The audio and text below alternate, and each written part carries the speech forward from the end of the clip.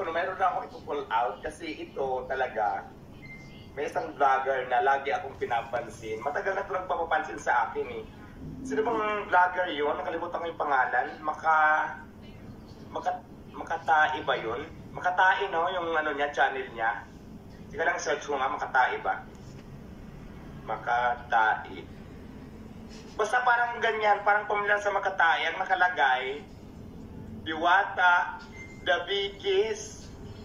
the biggest, ano ba yun? The biggest, malaki ang ulo. Naku, correct. Anong ulo ba? Kasi kung itong ulo, sakto lang.